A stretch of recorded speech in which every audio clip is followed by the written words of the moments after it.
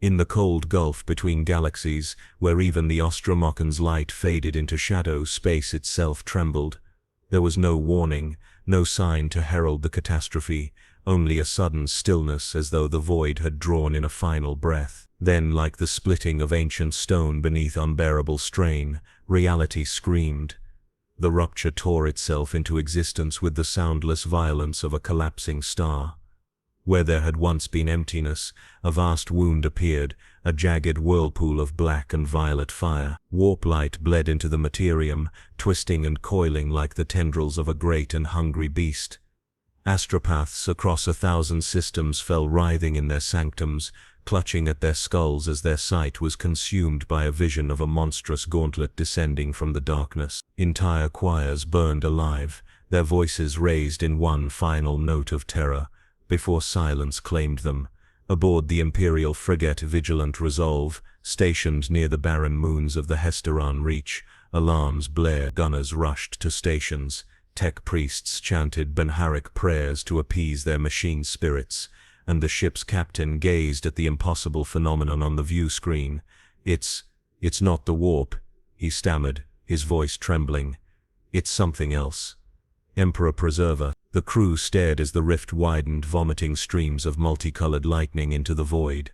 Out of that tempest, a single figure began to emerge, a silhouette so immense it seemed carved from the bones of dead gods. It moved with deliberate purpose, its form illuminated by the eerie glow of the breach behind it.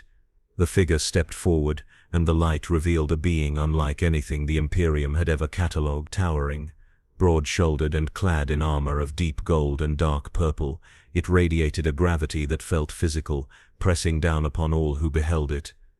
A great gauntlet adorned its left hand, etched with symbols that flickered with alien energies beyond comprehension. Thanos had arrived, his eyes opened, glowing like dying suns. He gazed upon this new universe with measured calm, his expression carved from cold inevitability. His mind, vast and calculating, reached outward, brushing against the chaotic currents of the warp. It roared against him, a cacophony of daimonic whispers and formless hungers. But where lesser beings would have been consumed, Thanos endured. He studied this strange, howling dimension, feeling the pulse of its malevolent will. So this was the force that bound the galaxy. This was the chaos that ruled unseen. Around him, fragments of destroyed Imperial vessels drifted silently, victims of the rift's birth. The Vigilant Resolve opened fire, its macro cannons thundering as lances of energy streaked toward the intruders. The shots struck Thanos directly, engulfing him in fire bright enough to blind Olga screens. When the blaze faded, he stood unmarked, his expression unchanged. Slowly, deliberately, he raised his gauntleted hand. A ripple of unseen power surged outward. The frigate buckled as though gripped by the hand of a god. Hull plates crumpled like parchment, decks collapsed, and screams echoed through the void. In a single motion, Thanos closed his fist, and the Vigilant Resolve imploded into a cloud of dust and vapor. Silence returned, broken only by the hiss of the rift behind him. Thanos turned his gaze toward the distant specks of starlight that marked inhabited systems, his senses extended, perceiving fragments of thought and vision scattered across the galaxy. Towering cathedrals filled with worshippers, chanting to a silent golden figure, endless legions of armored warriors locked in war without end, and in the depths of the warp, 4 vast and terrible presences, each more ancient and hateful than any he had ever known. A lesser mind might have faltered before such enormity, but Thanos merely considered. In his own universe, balance had been denied to him, his vision had been misunderstood, opposed by those who could not see the necessity of his plan. Yet here was a galaxy already broken, teetering on the edge of ruin. Perhaps this place was not a curse, but an opportunity. A faint smile touched his lips, more a shadow than an expression. He sensed great powers scattered across this realm, beings of legend and might. The Primarchs, though he did not yet know their name, they shone like distant beacons amid the darkness, each one a fragment of something great, and at the center of it all, a throne of fire and decay, upon which sat a ruler who was both god and corpse. Thanos's fingers curled slowly into a fist. He understood now what must be done. The rift behind him began to close, its light dimming to a scar of cold darkness. With a single step, Thanos entered the galaxy of the 41st millennium.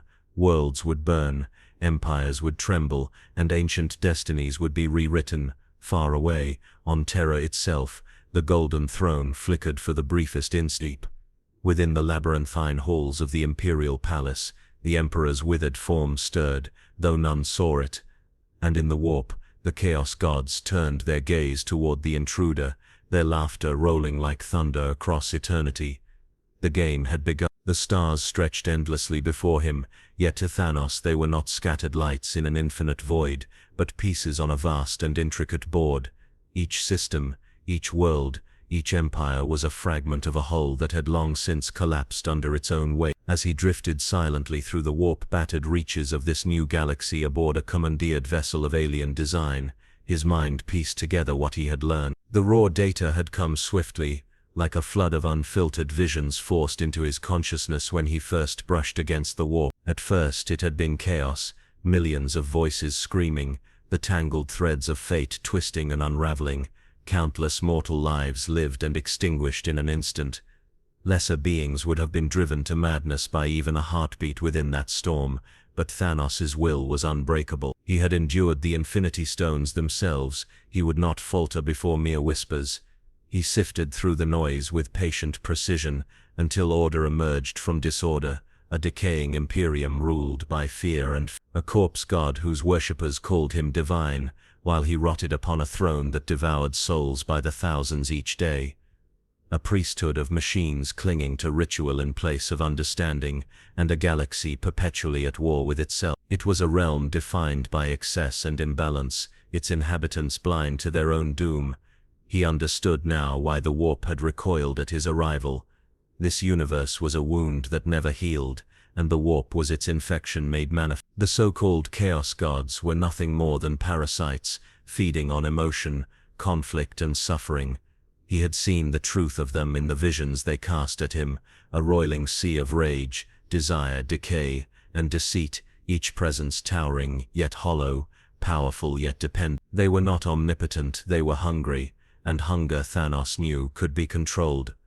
On the vessel's command deck, the ship's former crew, alien raiders with scaled flesh and barbed weaponry, lay broken and lifeless. They had resisted briefly, their snarling defiance ending in silence, when Thanos had closed his hand and reduced their bodies to nothing more than crimson mist.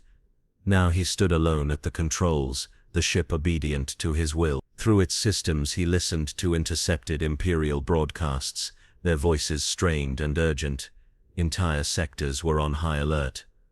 The sudden flare of warp energy that had heralded his arrival had been felt across half the segmentum obscura. Imperial forces scrambled to locate its source, dispatching fleets and inquisitors into the void like ants, swarming from a shattered nest.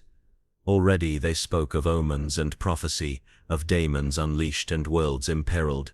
Thanos watched their panic with detached amusement. They did not know him, and yet they feared him.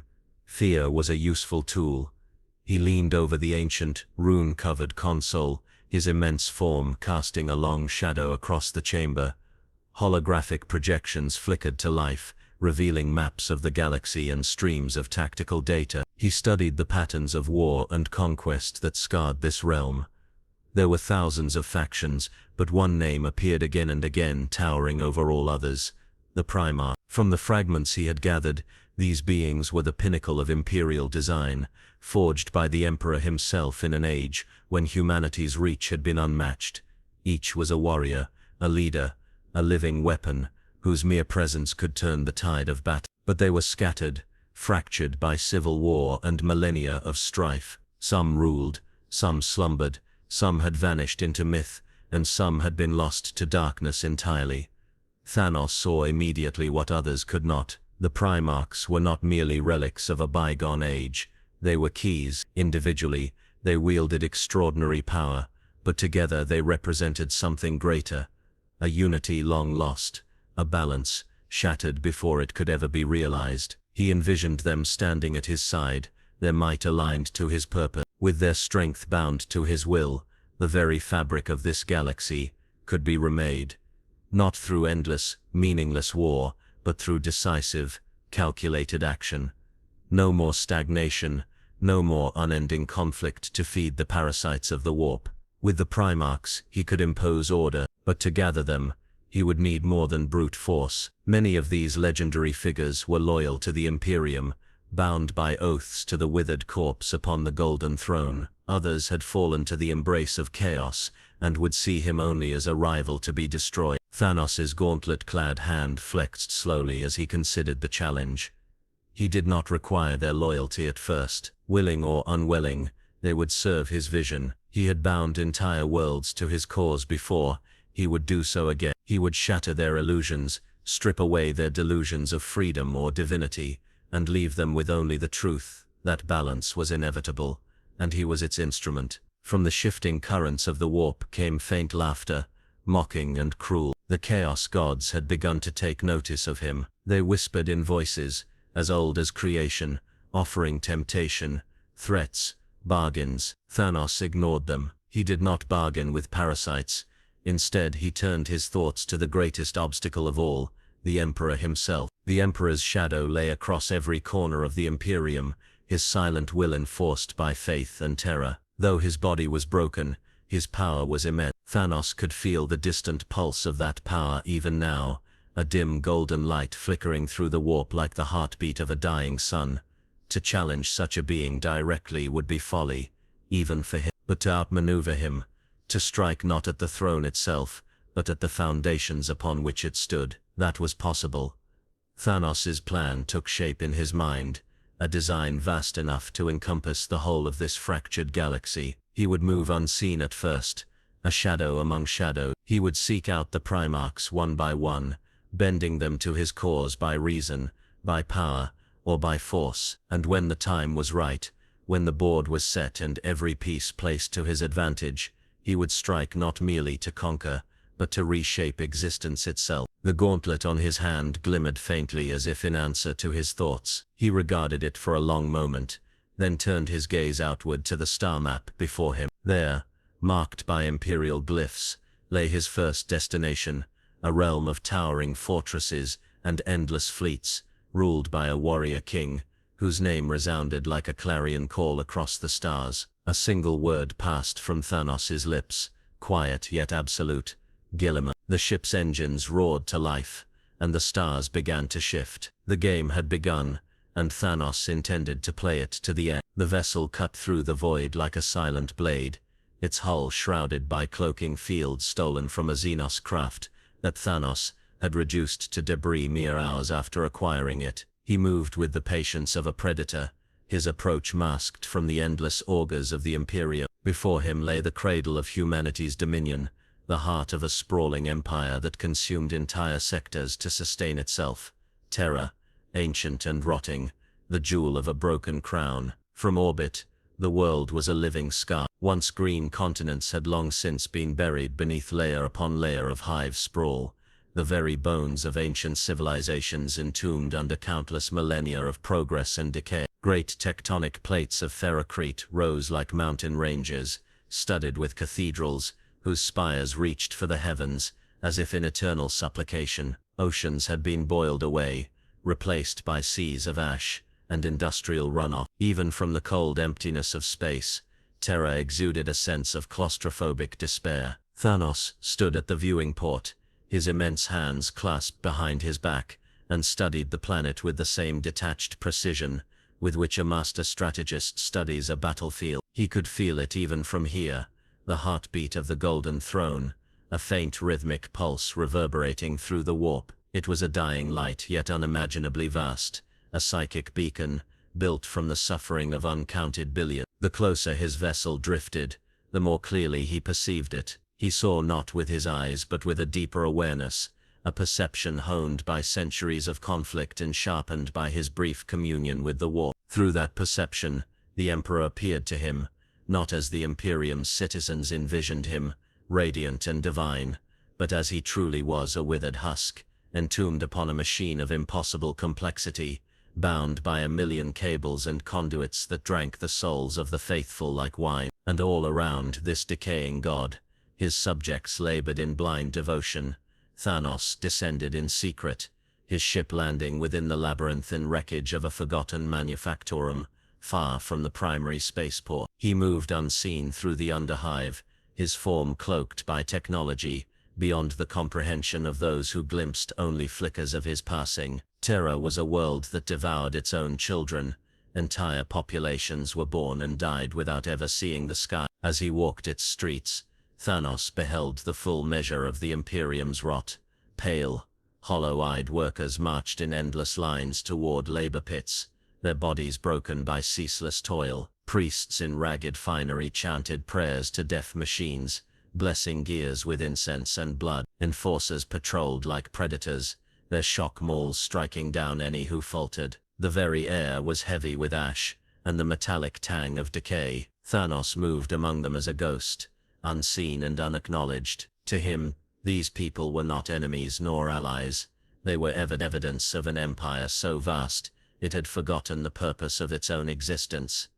Eventually he emerged into the upper spires, where wealth and power concentrated like stagnant pools. There, the temples of the ecclesiarchy rose higher than the clouds, their golden domes gleaming in the toxic haze. He entered one such temple, moving past columns carved with images of the emperor's countless victories. The interior was vast enough to house armies, its floor polished by the knees of worshippers who crawled in supplication. Thousands knelt in perfect lines, their voices raised in hymns that merged into a single droning note. The sound echoed in Thanos's mind, not as faith but as futility. He felt no reverence, only certainty. This was not balance. This was not harmony. It was the desperate clinging of a dying species to a dream long since shattered. As he passed through the temple's shadowed colonnades, his gaze fell upon a mural dominating the central wall. It depicted the emperor at the height of his power, surrounded by his 20 sons,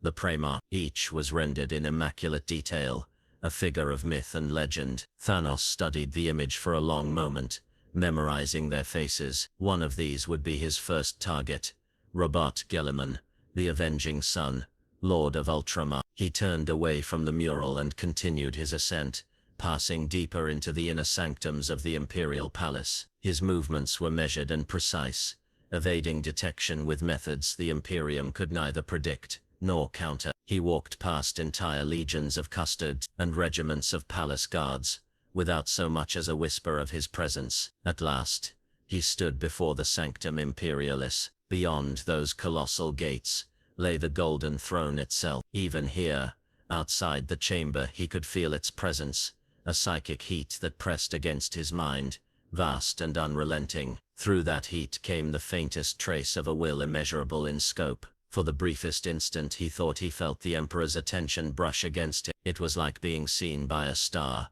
a cold, piercing awareness that stripped away all pretense. Thanos did not flinch. He met that unseen gaze with his own, calm and unyielding, and in that silent clash of wills, there was a moment of mutual recognition. The Emperor understood nothing of Thanos's origin, but he sensed the threat, and Thanos, in turn, understood the truth of his adversary. This was not a god, but a tyrant who had sacrificed everything to maintain an illusion of control. Thanos spoke softly, though no living ear could hear him. Your empire is a monument to imbalance. Your sons are scattered, your people enslaved by faith and fear. You are the past clinging to a corpse. He did not linger. The time for direct confrontation had not yet come. This was reconnaissance, not war. He turned and departed, as silently as he had arrived, leaving no trace of his presence, save for the faintest ripple in the warp. As he departed Terra's orbit, he allowed himself a single moment of contemplation. The Imperium was mighty beyond reckoning, but it was also fragile. Its strength was borrowed, its victories fleeting. With the right pressure applied in the right places, it could be reshaped, or broken entirely. His next move was clear. To challenge the Emperor, he would need more than armies or weapons. He would need symbols. He would need the Primarch. The stars shifted before him once more, aligning with his vision. Somewhere among them, Gilliman awaited, unaware that the game had already begun. Behind him, on Terra, the Emperor stirred faintly upon his throne, a single imperceptible twitch of withered finger. Deep within the warp, the laughter of the Chaos Gods grew louder, carrying on unseen currents, like a promise of storms to come. The warp currents coiled and twisted as Thanos' vessel slipped through the void, its cloaking fields masking it from the vast sensor arrays of the Imperium's fleets. Stars blurred into cold streaks of silver and violet beyond the viewing port. His destination lay ahead, Macragge, jewel of Ultramar, bastion of order, amidst a galaxy drowning in madness. It was the realm of Robot, Guilliman, a name that had echoed through the fractured remnants of astropathic visions Thanos had gleaned. This Primarch was unlike the others, a ruler whose will had preserved a fragment of civilization, while the rest of humanity descended into anarchy. To Thanos, it was a fitting place to begin. Guilliman was not merely a warrior, he was a symbol of stability and power, a leader whose authority stretched across hundreds of worlds. Convincing him, or bending him, would set the foundation for what was to come. As his vessel neared the edge of the system, he observed from afar. Imperial patrol craft moved in precise formations, their hulls adorned with the sigils of Ultramar. Orbital platforms bristled with weaponry, and fleets of warships maneuvered with rigid discipline. Even through the cold glass of space, Thanos could sense the order here, a stark contrast to the chaos and decay he had witnessed on Terra. It intrigued him. The closer he came to Macragge itself, the clearer its grandeur became. The planet was a fortress world in truth, its cities built like cathedrals of war, its mountains carved into bastions. At the heart of it all stood the fortress of Hera, the seat of Guilliman's power. Spires rose like the fingers of titans, crowned with statues of heroes long dead. The banners of the Ultramarines hung proudly, their blue and gold vibrant even amidst the world's stern utilitarian beauty. Thanos descended under cover of darkness, his craft landing far from the fortress in the wilderness of the northern plain. He traveled on foot, his massive form moving silently through forests and valleys, avoiding detection with a combination of alien technology and sheer skill. Even here, far from the hive cities, the land bore the mark of Guilliman's governor. Roads were well maintained, villages orderly, fields cultivated with precision. The people were strong, disciplined, and unafraid, so different from the hollow-eyed masses of Terra. He reached the outer walls of the fortress of Hera by nightfall. The walls rose higher than mountains, patrolled by Ultramarines in their gleaming ceramite armor. Each warrior moved with mechanical precision, their bolters held ready, their senses sharpened by centuries of war. Thanos observed them from the shadows, studying their patterns, their discipline. These were not mere soldiers, they were demigods by mortal standards. And yet, they were still pieces to be moved. Without hesitation, Thanos advanced. His cloaking field shimmered, rendering him little more than a distortion in the air. He scaled the wall with effortless strength, bypassing sensors and guards. When at last he reached the highest tier, he paused, surveying the vast courtyard below. Hundreds of Ultramarines drilled in formation, their movements perfectly synchronized. Statues of Guilliman and the Emperor towered over them, lit by the flickering glow of sacred fires. Beyond the courtyard, within the fortress's inner sanctum, a single presence burned brighter than all others. Thanos could feel it, a beacon of psychic resonance unlike anything he had encountered since his arrival in this galaxy. Robot Guilliman was near. He moved toward that presence, his steps silent despite his colossal frame. Through vaulted corridors lined with relics of past wars he walked unseen. Monuments depicted Guilliman's victories, battles against the Tyranids, campaigns against traitor legions, moments where the fate of entire sectors had hung on his decision. Thanos studied these depictions not with awe, but with calculation. Each victory was evidence of the Primarch's strength, and of the value he would bring to Thanos' design. Finally he entered a vast hall bathed in cold blue light. At its center stood Guilliman himself. The Primarch was immense, even by the standards of the Ultramarines. His armor gleamed like a star-forged relic, its surface etched with sigils of honor and command. His face, though stern and battle-worn, held a rare clarity of purpose. He stood alone before a massive tactical display, studying the shifting icons of Imperial fleets and enemy incursions. Thanos stepped into the light. Guilliman turned immediately, his hand going to the hilt of his sword. The blade, a weapon of unmatched craftsmanship, hissed as it left its scabbard. In the same motion, he signaled silently, and distant alarms began to sound. "You are no Astartes," Gilliman said, his voice a deep, resonant command. "No human, no Xenos I have ever encountered. Quickly, intruder, before I strike you down." Thanos regarded him calmly, his posture relaxed but unyielding. "I am no mere intruder, I am Thanos. I have come to offer you clarity." Gilliman's eyes narrowed. "Clarity? You arrive unbidden in my realm, cloaked in deceit, and speak of clarity. You stand on sacred ground, alien." "This ground," Thanos replied evenly, "is a fragment of a dying empire. I have seen its heart. It rots while its people kneel in ignorance. You alone maintain order amidst the decay, but even you must see it.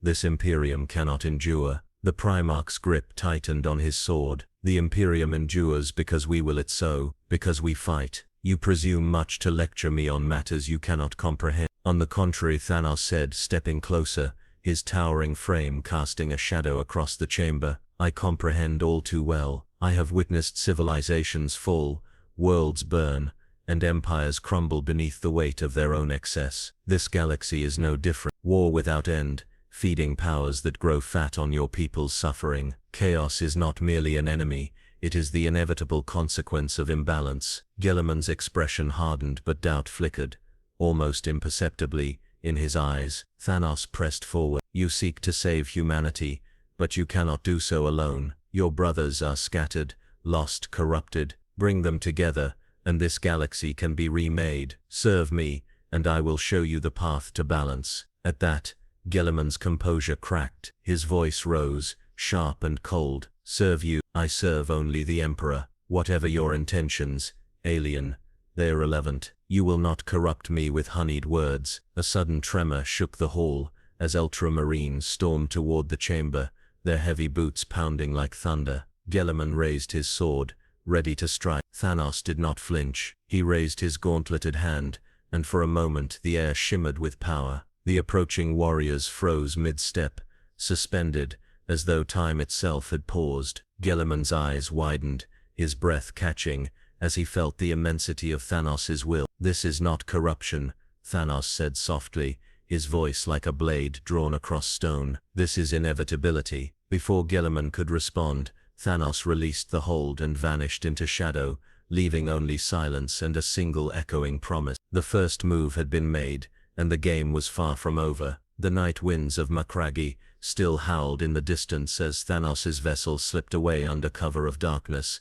leaving Gilliman and his legion in turmoil. The confrontation had been brief, but its echo would spread like a ripple through still water. Gilliman had seen the truth in Thanos's words, though he would never admit it, not even to himself. Doubt was a seed, and Thanos knew that given time, it would grow. But Gilliman was not his only target, nor even the most volatile. The galaxy was wide, and other Primarchs burned like raging suns amidst the darkness. As his craft cut through the void, Thanos reviewed what he had gleaned of the others. Some were rulers, their dominion strong and stable. Others were wanderers, ghosts haunting the edges of known space. And then there was Angron, the Red Angel, the gladiator king, who had been broken before he had ever risen to greatness. Unlike Gilliman's polished order, Angron's realm was chaos incarnate, a theater of unending violence, where reason had no place. Angron was raw fury given form, his life a litany of suffering etched into the scarred flesh of his body,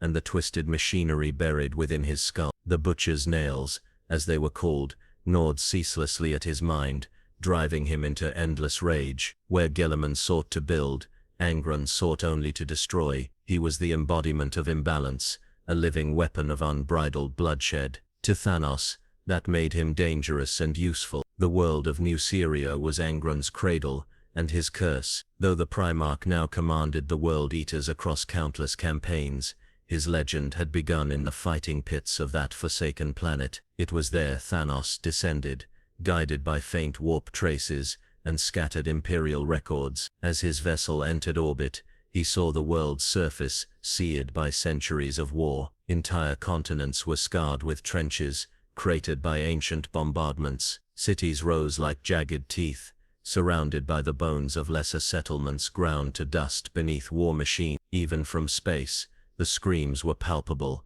The warp roiled above the planet, feeding on the endless bloodshed below. Thanos descended to the surface without ceremony. The landing site was a barren expanse of cracked earth, lit only by the glow of distant fire. In the far distance, massive arenas loomed, their walls built from black stone and the bones of the fallen. Cheers and roars drifted on the wind, sounds of adulation for carnage. He walked toward the nearest arena, his colossal frame cutting through the ash-strewn night. Chains clinked underfoot, remnants of the countless slaves who had fought and died here. As he neared the outer gates, he saw warriors clashing beneath the pale glow of spotlights. Their weapons were crude but deadly, axes, blades, chainsaws powered by sputtering engines. The crowd howled with unrestrained fervor as blood painted the sand. Among the fighters, one figure stood apart, larger, faster, and infinitely more savage. Angron moved like a storm of fury. His crimson armor gleamed wet with gore,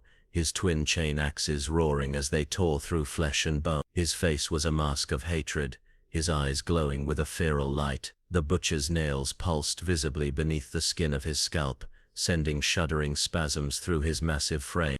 Thanos watched with impassive calm as Angron dismembered his foes. This was no battle. It was slaughter, ritualized and revered. When at last the final opponent fell, Angron stood alone amidst a mountain of corpses, his chest heaving. The crowd's roar shook the arena walls, but to Thanos it was only noise. As Angron raised his axes high, Thanos stepped forward. His presence was like a shadow cast across the entire arena.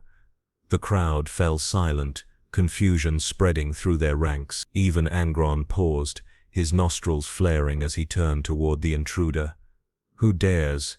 Angron's voice was a guttural snarl, half human, half beast. Thanos walked unhurriedly across the blood-soaked sand, each step deliberate.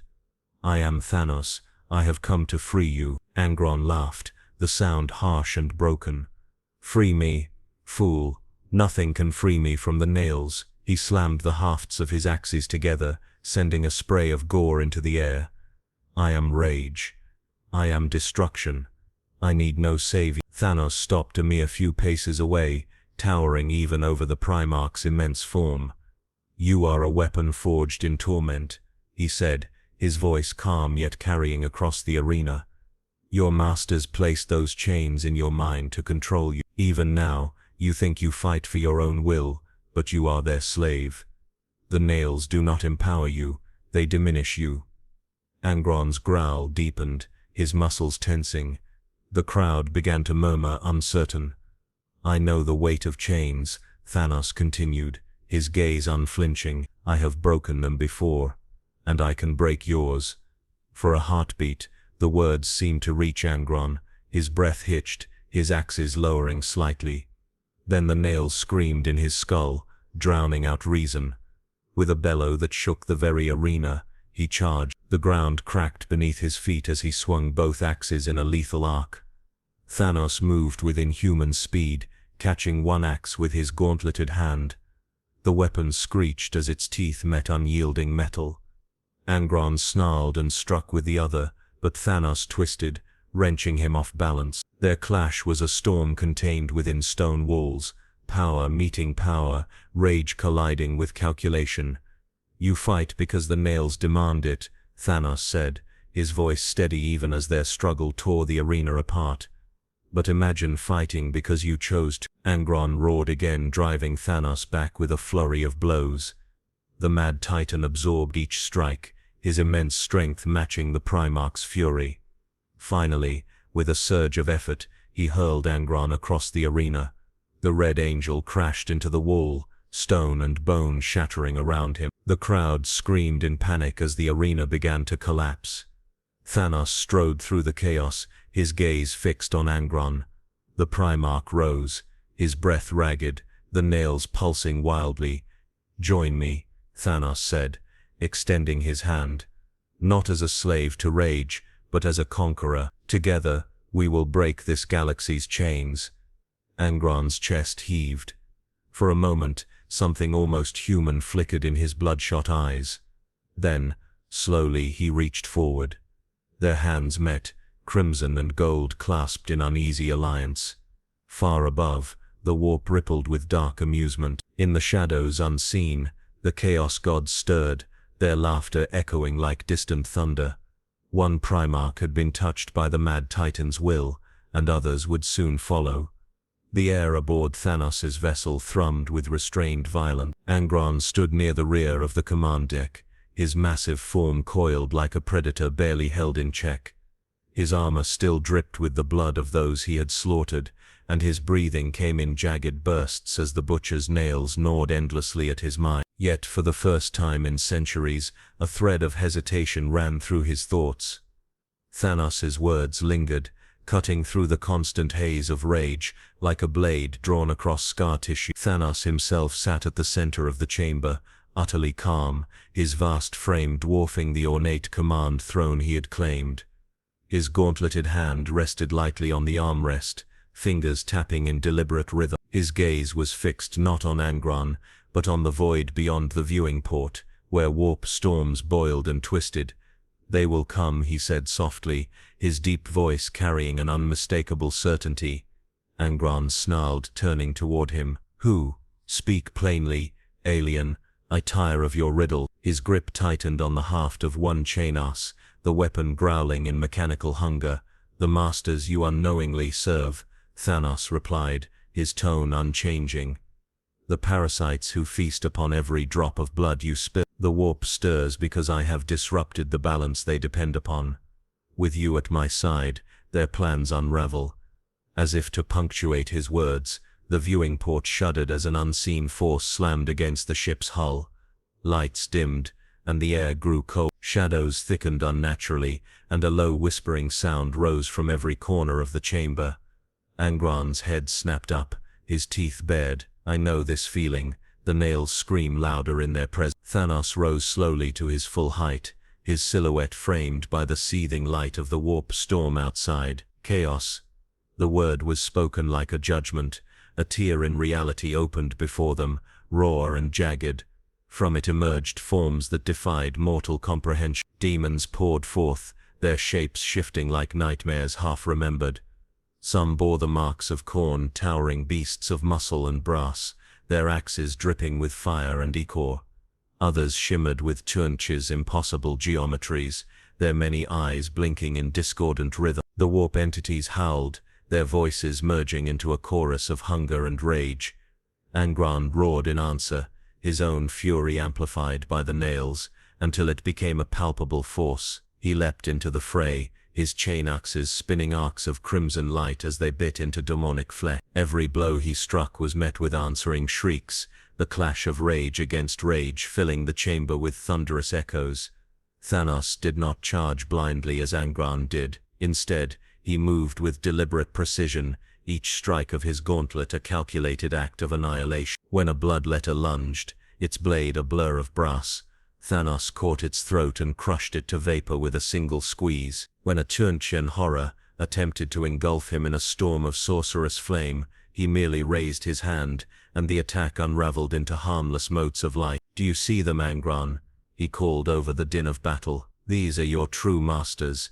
They whisper in the dark, shaping every conflict, every betrayal. Even your nails are their gift, a leash hidden within a promise of strength." Angron's only answer was a guttural roar as he cleaved through a pack of demons, his blows so furious they shook the very deck beneath them. But behind his rage, a flicker of recognition stirred. For an instant he saw not just enemies to be slain, but the invisible chains binding him to a will not his own. The demons pressed harder, their numbers growing as the warp tier widened. Thanos narrowed his eyes. The Chaos Gods were testing him, seeking to overwhelm him through sheer force. They did not yet understand what had entered their domain. With a single resonant step, Thanos moved to the heart of the battle. His gauntlet glowed, its etchings blazing with alien power. He spread his fingers, and a shockwave erupted outward, hurling demons into nothingness. The warp tier shivered violently, its edges destabilizing. From within the rift, a deeper voice spoke, vast and terrible. It was not a single entity, but all four Chaos Gods speaking as one, their tones overlapping into a harmony of madness. "Interloper," You trespass in a game older than stars. Leave this realm, or be unmade. Thanos did not flinch. His voice was calm, but it carried across the storm like a hammer striking an anvil. I am not here to play your game. I am here to end it. A surge of demonic power rushed forth, threatening to tear the ship apart. Angron staggered under the onslaught, his axes faltering for the first time. Thanos advanced alone into the storm, his gauntlet raised. With a roar that reverberated through the warp itself, he closed his fist. The tear imploded, sucking the demons back into the immaterial. Silence fell, broken only by the hiss of cooling machinery and Angron's ragged breathing. Angron stared at Thanos, his chest heaving. No mortal, no Primarch could do what you just did. Thanos turned his head slightly, his expression unreadable. I am neither mortal nor bound by your definitions. I am inevitability given form. Angron's hands trembled, though whether from exhaustion or revelation was unclear. If they are truly my masters, his voice cracked, uncharacteristically uncertain. If everything I have done is for their amusement, they have used you, Thanos said, stepping closer. But together we will use them. Their hunger can be turned against them, their power can be broken. You need only choose to fight, not as their slave, but as my ally. For a long moment, Angron was silent. The nails screamed in protest, their psychic teeth gnawing at his will. His instincts urged him to attack, to drown doubt in slaughter. But somewhere beneath the ceaseless rage, a spark of clarity ignited. Finally he nodded, the motion sharp and decisive. Then I will fight. Thanos regarded him for a moment, then turned back to the viewing port. Outside, the warp storm began to recede, leaving only cold starlight. Yet he knew the reprieve was temporary. The Chaos Gods would not forget this insult. Their wrath would come, and when it did, it would be vast beyond reckoning. The first seeds had been sown. Soon they would grow into war. The warp storm that had nearly consumed Thanos' vessel faded into silence, leaving only the cold expanse of real space. Beyond the viewing port, stars glittered like fragments of broken glass, scattered across a blackened floor. Angron stood near the edge of the deck, silent for once, his massive chest rising and falling with slow, ragged breath. The memory of the daimonic voices still clawed at him, their echoes gnawing at the edges of his mind. The nails pulsed faintly beneath his skin, restless and unsatisfied, but his rage no longer burned as blindly as before. For the first time in centuries, doubt had taken root alongside fury. Thanos observed him without a word. The Red Angel was not yet fully his, but progress had been made. To break chains as deep as Angron's required more than strength, it required purpose. Purpose was a weapon sharper than any axe, and Thanos would forge it carefully. But there was no time to savor this victory. He turned his gaze to the star map hovering above the command dais. Dozens of markers pulsed faintly, each representing a Primarch scattered across the galaxy. Some burned bright and clear, others flickered like dying embers. Of them all, one shone with a radiance unlike any other, a light both noble and sorrowful.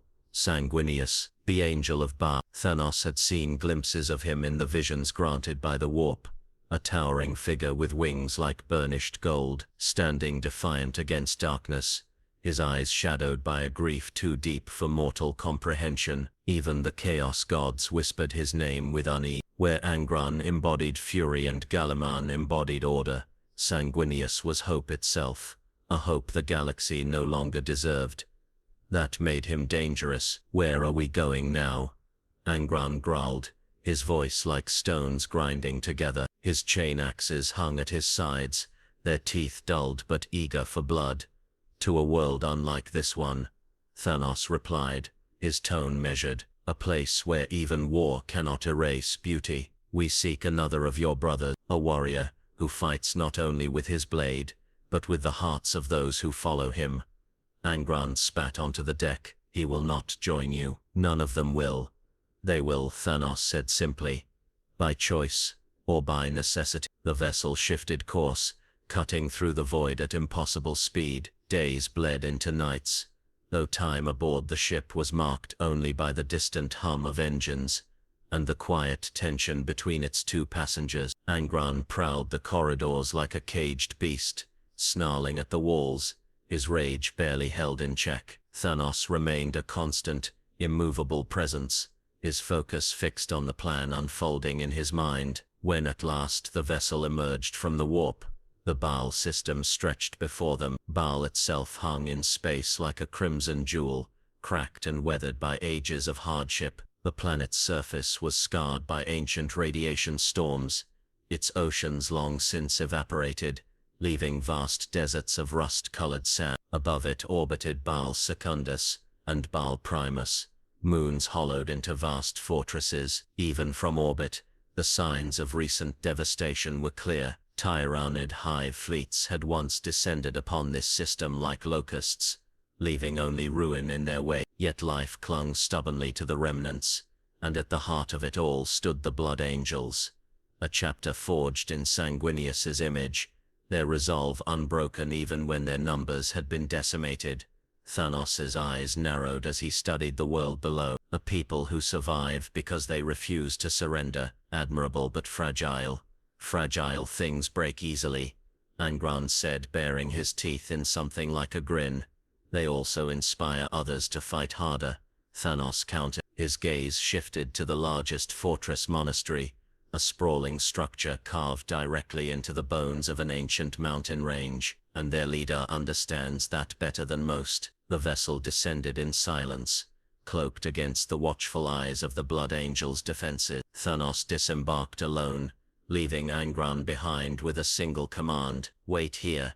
If you come, you will destroy what I seek to build.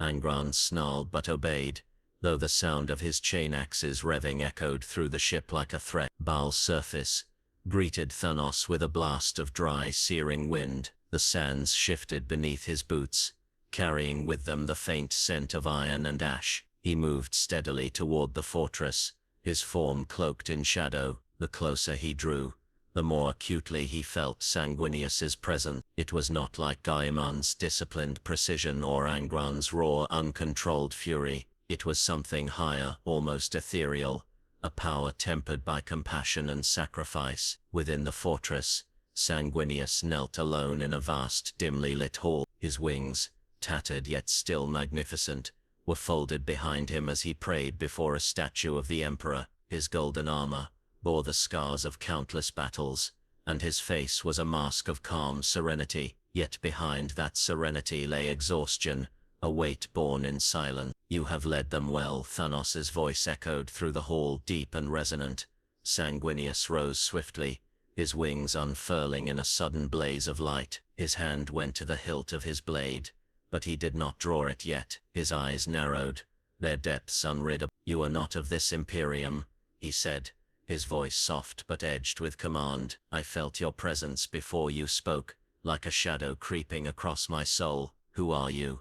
Thanos stepped into the light, towering over even the angelic Primarch. I am Thanos. I come with purpose, as I came to Gilliman and to Angron. At the mention of Angron, Sanguinius's expression darkened. My brother is lost to rage. If you have allied with him, you bring ruin with you. I offer freedom, Thanos said evenly.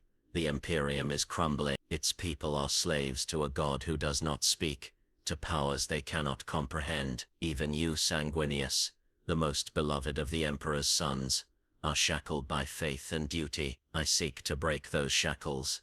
Sanguinius's wings trembled slightly, though his gaze never faltered. You speak as if you understand sacrifice, but what you truly bring is conquest. Thanos took another step closer. Conquest is merely the tool. Balance is the goal. I have seen what lies ahead for this galaxy. A war without end, 1,000 futures, all ending in ash. With your strength, your brothers, and my vision, we can end it. The Primarch's hand tightened on his blade. And if I refuse? Thanos' gauntleted fist closed slowly. Then you will fight me, but I would rather you chose to stand beside me. You are not like Angron. You can see beyond bloodshed. You understand the futility of endless war. For a moment, silence stretched between them, heavy with unspoken truths. Sanguinius's eyes shifted, as if glimpsing possibilities only he could see. He saw Guilliman torn between duty and doubt. He saw Angron, snarling in chains of rage, and he saw Thanos, vast and unrelenting, a figure who threatened to reshape the galaxy itself. Finally, Sanguinius spoke, his voice low and filled with sorrow. You seek to unite us, but you will only divide us further. I cannot serve you, Thanos. My path is my own. Thanos inclined his head slightly, as if he had expected the answer. So be it, but when the fires rise higher, and the truth becomes undeniable, you will remember this moment. Before Sanguinius could reply, a tremor ran through the fortress. Alarms blared as warriors rushed through the corridors. Outside, Angron's bellow of rage echoed across the desert. His patience finally shattered. The angel and the tyrant locked eyes. Their battle not yet fought, their choices not yet made. Both knew that the next act would shape the fate of more than just Baal. It would shape the fate of the galaxy. The echoes of Angron's bellow still reverberated through the fortress halls, as Thanos departed Baal, his vessel tearing away from the crimson world like a shadow fleeing the sun. Behind him, Sanguinius had refused his hand, choosing faith over inevitability. Yet Thanos felt no frustration, only certainty. The angel's defiance was temporary. When the galaxy burned brighter, when hope itself began to wither, Sanguinius would come to him, not as a servant, but as a necessity. Angron sat brooding in silence aboard the command deck, his massive frame hunched forward, chain axes resting across his knees. The nails throbbed faintly within his skull, a constant gnawing that filled every moment with the promise of violence. He did not understand why they had left without bathing Baal in blood. Sanguinius had stood before him, vulnerable and proud, and Angron had yearned to strike him down. Only Thanos' iron command had stayed his hand. You hold me back, Angron growled at last, his voice low and dangerous. Why? He was right there. I could have ended him. Thanos did not turn from the star map before him. To kill Sanguinius now would be to squander his value. His choice must be his own, even if it is to stand against me. When the time comes, his decision will serve my design, whether he wills it or not. Angron snarled, but he said nothing more. Deep within, even his rage could not deny the weight behind Thanos' words. The vessel shifted through the void, its course set toward a world of whispers and ruin. Thanos' next destination was not chosen for conquest, but for knowledge. Among the scattered remnants of the Primarchs, one stood apart, Magnus the Red, the Crimson King, whose power had once touched the very fabric of the war. He was a figure of tragedy, his brilliance twisted into ruin by the very gods he had sought to master. His fall had shattered Prospero, leaving the world a graveyard of dust and memory. The warp around the planet seethed with strange patterns as the ship descended. Cyclones of psychic energy spiraled across the void, forming and dissolving in moments. Thanos stood at the viewing port, his gaze fixed on the shattered sphere below. Prospero's surface was a desolation of ash-gray dunes and blackened ruins, its once great cities reduced to skeletal remnants. The atmosphere shimmered with latent sorcery, every gust of wind carrying the ghostly echo of words long forbidden.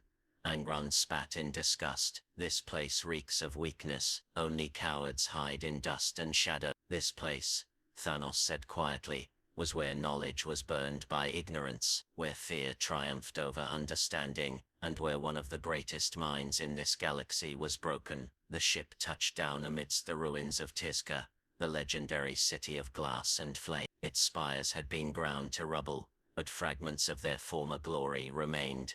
Arches etched with runes, shattered towers that glimmered faintly with dying magic. The silence was oppressive, broken only by the faint hiss of wind through hollow streets. Thanos walked alone through the ruins, Angron following reluctantly. Though the Red Angel's heavy steps shattered ancient stones, Thanos moved with deliberate calm. He could feel the presence beneath the surface, watching, measuring. Magnus was here. As they approached the heart of the ruined city, the air grew colder, shadows twisted unnaturally, and the remnants of buildings shifted as though alive. Suddenly the silence was broken by a voice that resonated within the mind rather than the ear. You are far from home, stranger. The ground beneath them rippled, and Magnus appeared in a flare of crimson light. He towered even above Angron, his cyclopean gaze burning with arcane power. His form shimmered between flesh and ethereal energy, as though the material world could not fully contain him. His ornate armor was marked by ancient sigils,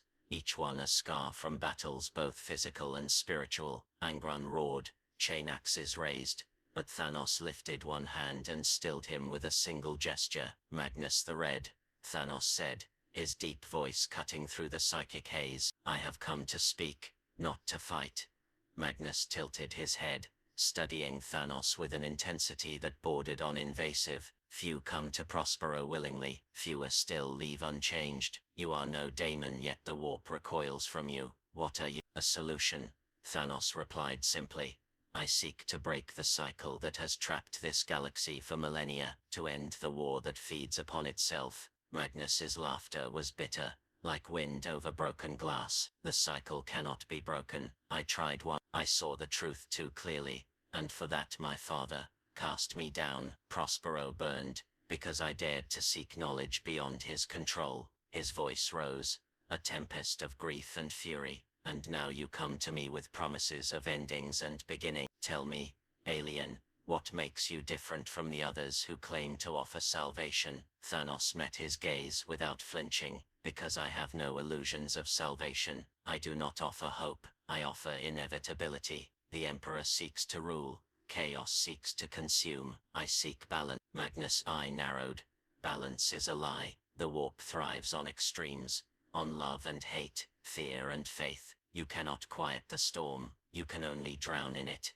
"Perhaps," Thanos said, stepping closer, his gauntlet gleaming faintly in the crimson light. "But storms can be redirected, power can be channeled. You know this better than anyone. You have bent the warp to your will before. I can give you the means to do so again if you stand beside me." For a moment, Magnus was silent. Angron shifted restlessly, his weapons humming. Then Magnus's voice came, softer now, tinged with regret. "I have seen countless futures. In most, my brothers tear each other apart. In others, the Imperium falls to darkness, or to stagnation. In none do I see peace." Thanos inclined his head slightly. "Peace is a lie, like hope, but survival, that can be real. Together, we can forge something greater than the Imperium, greater than chaos itself." Magnus's form wavered, his inner conflict visible. He had long since abandoned trust, yet the vision Thanos offered stirred something deep within him, a memory of Prospero before the burning, of knowledge untainted by fear. Before he could answer, the warp erupted around them. Demonic forms surged into existence, howling with rage. The Chaos Gods had felt Magnus's hesitation, and would not allow it. Thanos turned, his expression cold. "They come again, afraid of losing another pawn." Magnus raised his staff, his voice thunderous. "Then let them learn what it means to defy me." The ruins of Prospero became a battlefield once more, fire and sorcery clashing against demonic fury. Amidst the chaos, Thanos watched Magnus fight, his power vast and terrible. This was no mere warrior. This was a being who could reshape reality itself. When the last daemon dissolved into ash, Magnus stood trembling amidst the ruins, his breath ragged. He turned to Thanos, his single eye blazing. "I will not kneel," he said, his voice raw, "but I will walk beside you for now." Thanos allowed himself the faintest hint of a smile. "That is all I require." Above them, the sky of Prospero churned with unnatural storms. The Chaos Gods had been defied twice now, and their wrath would only grow. The storm was no longer contained to Prospero. Soon, it would engulf the galaxy. The ruins of Prospero still smoldered with the echoes of battle, when Thanos' vessel ascended into the void once more. Below, the ash-choked winds howled through broken spires and charred libraries, scattering fragments of a knowledge long forbidden. Magnus stood alone on the planet's surface, watching as the ship vanished into the cold dark. Though he had spoken of walking beside Thanos, the Cyclopean Primarch's mind was far from settled. His heart was a storm, caught between defiance and reluctant hope, the same conflict that rippled across the entire galaxy, like a tremor before a quake. "Thanos," seated upon his command throne, felt the shift through more than mere perception. The warp stirred violently, its currents surging like a sea in the throes of a tempest. The Chaos Gods were no longer merely watching. Twice they had been defied. Twice their threads of manipulation had been severed. First Angron, then Magnus, had been touched by the hand of inevitability. The gods would not suffer such defiance unanswered. Angron prowled the deck, his chain axes humming with anticipation. He craved war, his nails screaming for release. Yet Thanos had held him back at every turn, forcing his rage into stillness. "Why do we linger?" he demanded, his voice a guttural snarl. "Let me loose upon the worlds of my brothers. Their blood will mark our path."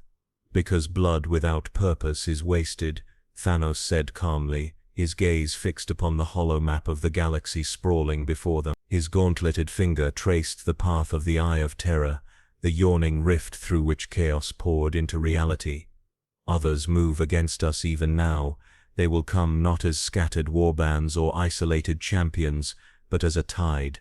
As if summoned by his words, the warp convulsed. A psychic howl reverberated across space, so vast and violent that even Angron staggered beneath its weight. Magnus, though far away, felt it as well, his mind reeling. Entire astropathic choirs died screaming in their sanctums, their souls burned to ash by the force of... From the Eye of Terror, a fleet began to emerge, a fleet vast enough to blot out the stars, twisted warships of impossible size, their hulls daubed with the blasphemous sigils of the dark gods, surged forward like predators scenting prey. At their head, upon the bridge of a colossal vessel forged from the carcass of a dead star, stood Abaddon the Despoiler. His black Terminator armor was a relic of heresy, its golden trim gleaming in the light of dying sun. In his clawed fist he gripped Drachnaion, a daemon blade that screamed with hunger.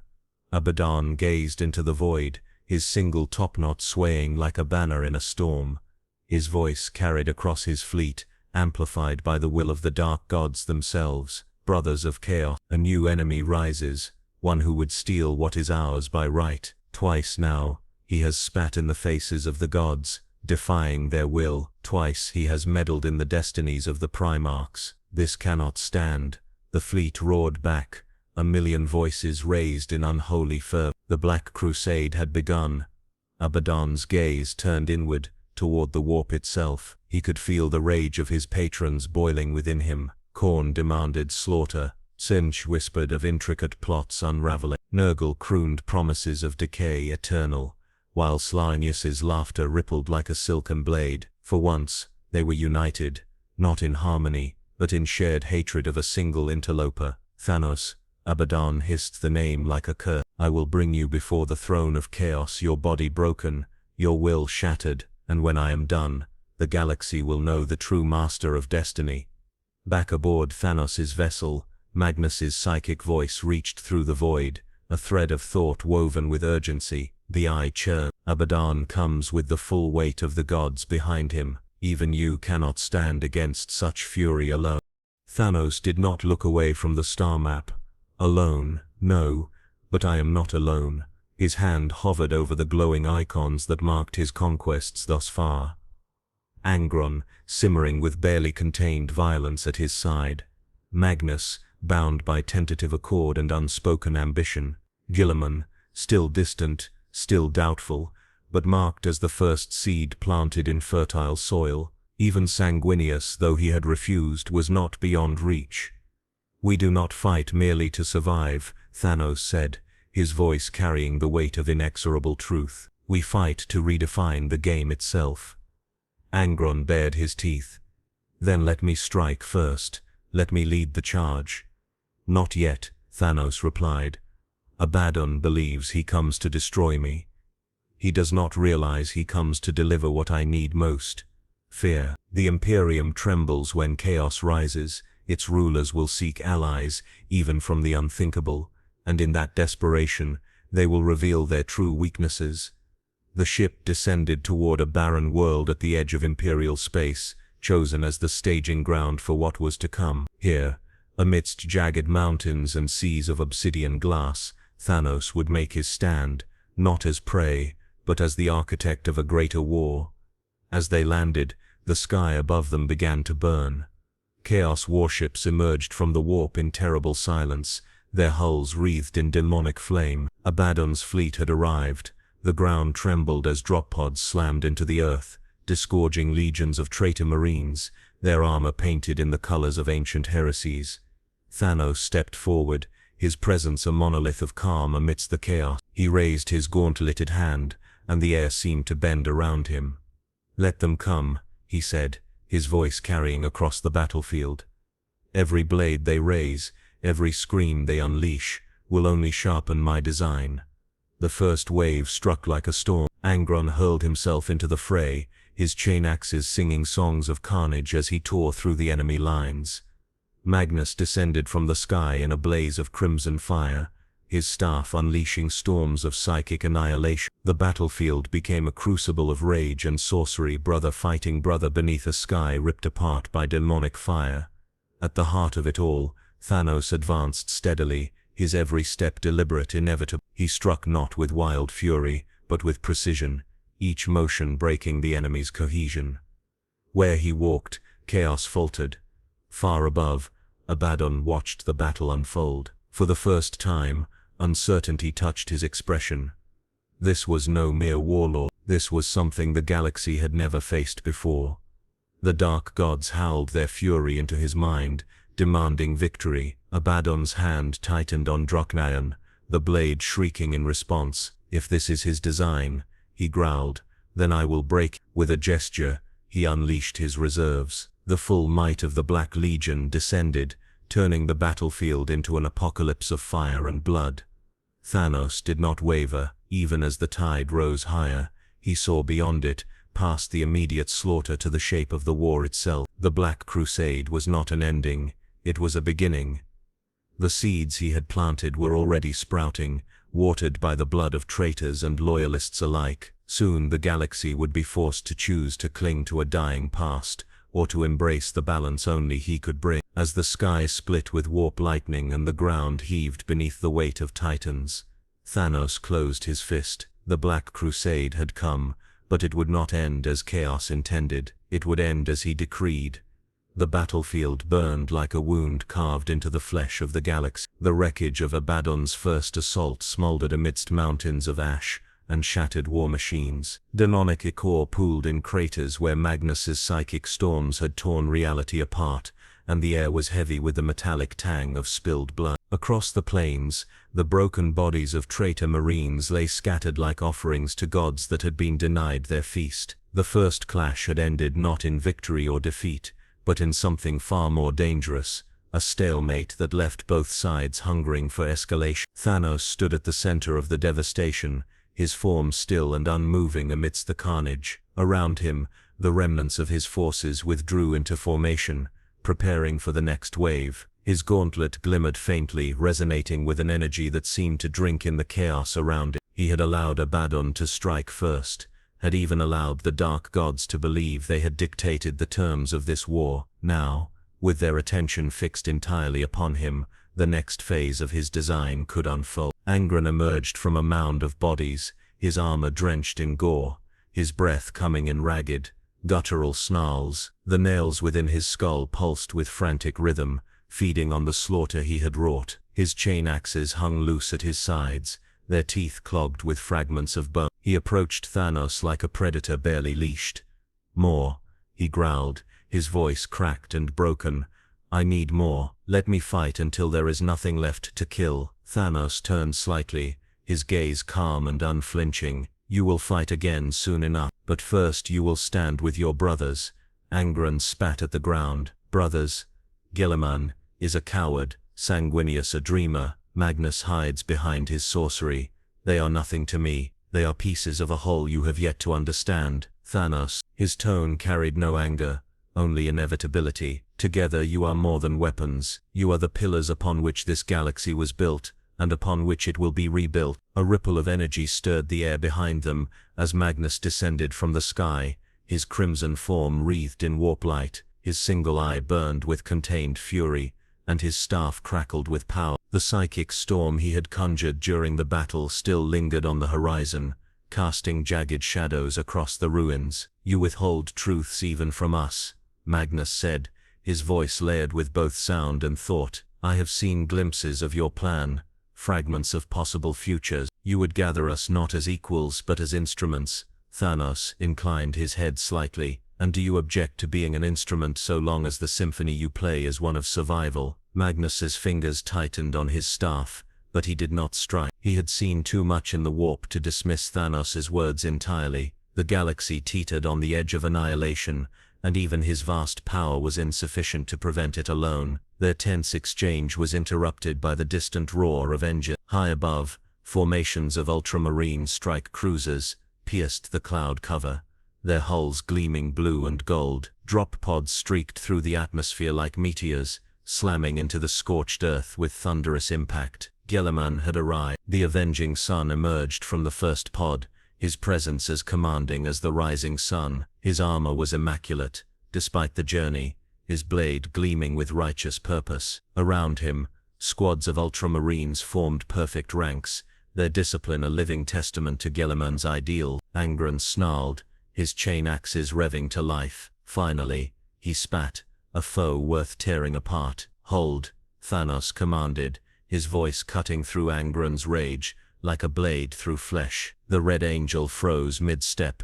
trembling with suppressed fury. Gilliman's eyes swept across the battlefield, taking in the presence of Angron, Magnus, and the alien giant who stood at their center. His face was carved from stone, his emotions held in check by sheer force of will. "This ends now," Gilliman declared, his voice echoing over the ruins. "Whatever designs you weave, Thanos, they will not take root here. The Imperium will not bow to an intruder." Thanos regarded him calmly. "The Imperium already bows to decay, to ignorance, to a throne that devours its own children. I offer you a choice, Gilliman. Stand beside me and remake this galaxy, or stand against me and be swept aside by the tide of inevitability." Gilliman's grip tightened on his sword. "You speak of inevitability as if it were destiny, but destiny is forged by action, not dictated by tyrant." Magnus stepped forward, his staff glowing. "And yet you know he speaks truth. The Imperium cannot endure as it is. You fight endlessly, not for victory, but to maintain a corpse's dream." Gilliman's gaze flicked to Magnus, then to Angron, who was barely contained by Thanos's command. The sight of his brothers, one corrupted by rage, another warped by forbidden knowledge, struck a chord of memory deep within him. He saw them as they had once been, united under the Emperor's banner, a vision of what might have. "You would unite us through coercion," Gilliman said, his voice steady, but heavy with grief. "But unity built on fear is no unity at all." Thanos stepped forward, his immense shadow falling across the Primarchs. "I do not ask for unity built on fear. I demand unity forged through necessity." Chaos rises stronger with each passing day. Even now, Abaddon gathers his forces for another assault. While you argue over ideals, the galaxy burns.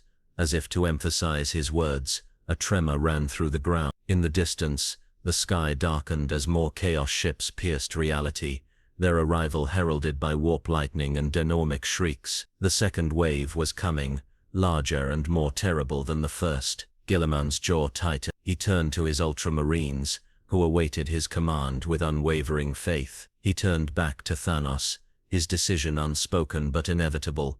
"For now," he said at last, "we fight together, but when this threat is ended, so too will this alliance." "That is all I require," Thanos replied. His tone was not triumphant, but measured, as though even this moment had been foreseen. As the chaos forces descended, the battlefield shifted. For the first time in millennia, three Primarchs stood side by side, not under the Emperor's banner, but beneath the will of a foreign power. Angron's rage, Magnus's sorcery, and Gilliman's discipline merged into a storm of violence and purpose. Thanos moved among them like a conductor guiding an orchestra, each motion precise, each strike part of a grander design. He did not merely fight chaos, he shaped the battlefield itself, turning every moment into proof of his inevitability. Far above, Abaddon watched through the warp, his fury burning hotter than the stars. The sight of the Primarchs united, even briefly, was a wound to his pride,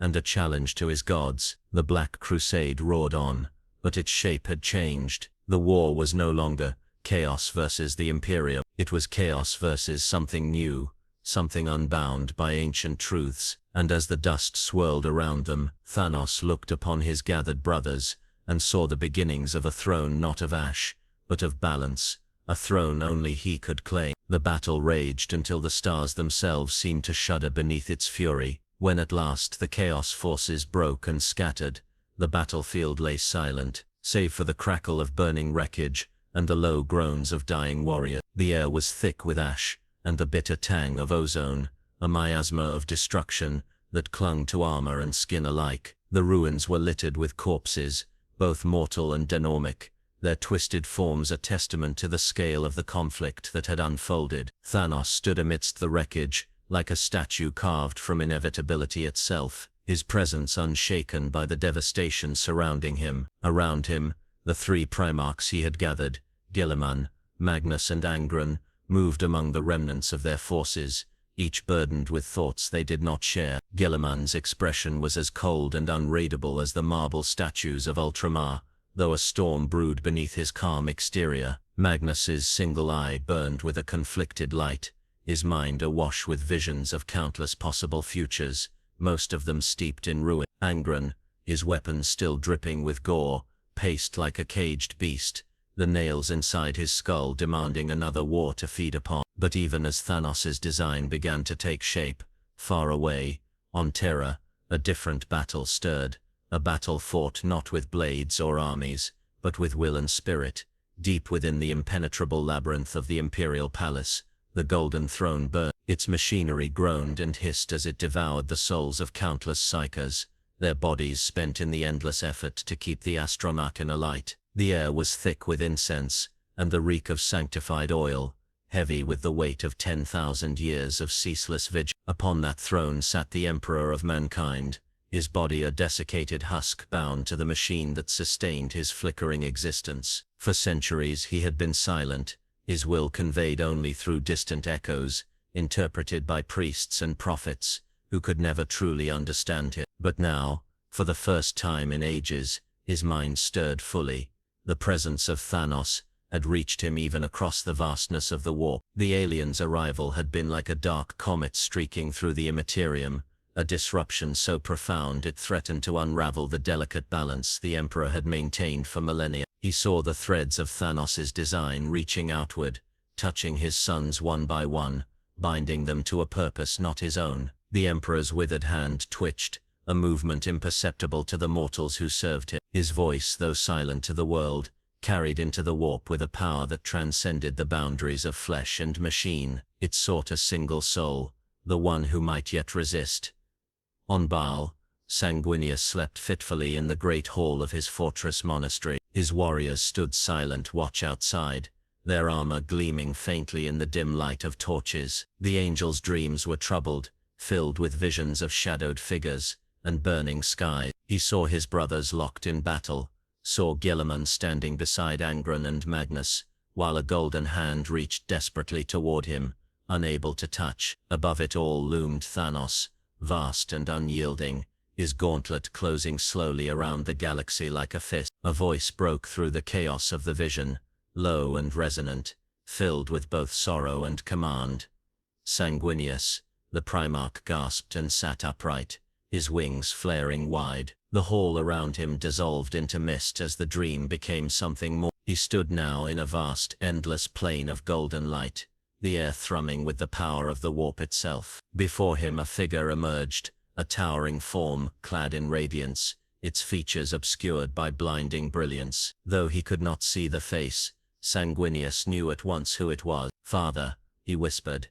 The Emperor's voice was like a tide washing over him. "My son, you have done well to resist." The galaxy trembles, and in that trembling, a shadow rises that is not of chaos. This Thanos is unlike any foe we have faced. He does not seek dominion through faith or destruction, but through balance, a balance that will erase all choice. Sanguinius' heart ached at the sound of his father's words. "He came to me," he spoke of ending the endless wars, of breaking the cycle that devours humanity. For a moment, I almost believed him. The light around the Emperor flickered, a sign of strain even within this psychic projection. He offers you peace, because he knows you yearn for it. But peace built on chains is no peace at all. His vision is one in which there is no Imperium, no chaos, only silence, enforced by his will. Sanguinius closed his eyes, his fists clenching. Gelaman has joined him, even if only in part. Angron fights at his side. Magnus walks in his shadow. I am alone. You are never alone, the Emperor said, his voice like the beating of ancient wings. You are my hope, my light in the darkness. Even now, I cannot intervene directly. My body is bound to this throne, my spirit stretched thin across the galaxy, but through you, my will may yet act. You must stand against Thanos, even if it means standing against your brothers. The angel's wings trembled. To fight them would be to destroy what little remains of our family. I have seen so much bloodshed, father. I cannot bear to spill more. The Emperor's voice softened, though it never lost its commanding edge. I do not ask you to destroy them. I ask you to save them. Thanos' grip tightens with each passing moment. If he gathers them all, if he turns their strength fully to his purpose, not even I will be able to undo what follows. Sanguinius raised his head, tears glimmering in his eyes. Then I will go to them. I will make them see the truth, or I will die trying. The Emperor's light began to fade,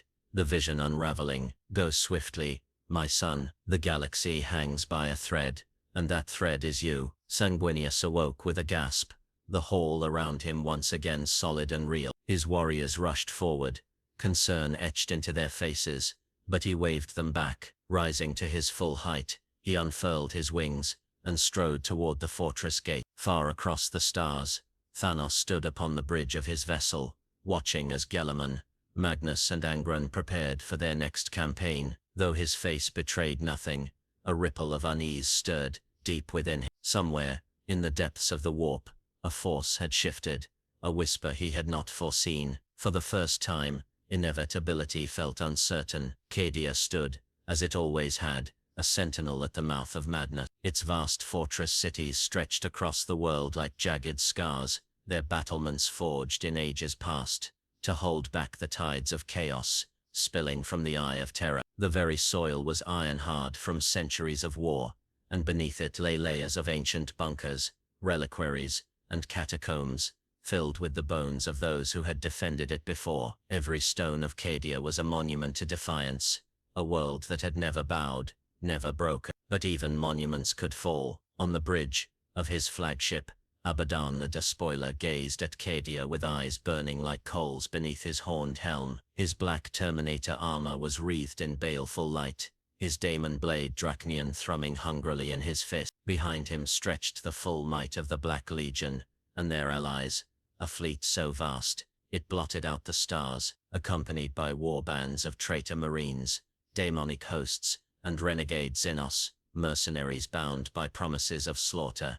This was no mere raid, this was annihilation. 10,000 years, Abaddon snarled, his voice carrying across the bridge. 10,000 years the Imperium has clung to this rock, thinking it could stand between us and their corpse god's realm. Today, we tear down that line. The Chaos Fleet surged forward, tearing through void defenses like knives through flesh. Orbital platforms burned, their skeletal frames collapsing into the atmosphere. Imperial ships fought with grim determination, their macro cannons spitting defiance, but they were hopelessly outnumbered. On the planet below, the defenders of Cadia prepared for the storm. Regiments of the Astra Militarum filled the streets and ramparts, their banners whipping in the toxic winds. Titans strode through the shattered ruins of past battles, their weapons humming with destructive power. Commissars shouted orders, their voices raw with fury, while priests raised their voices in fervent hymns to the Emperor.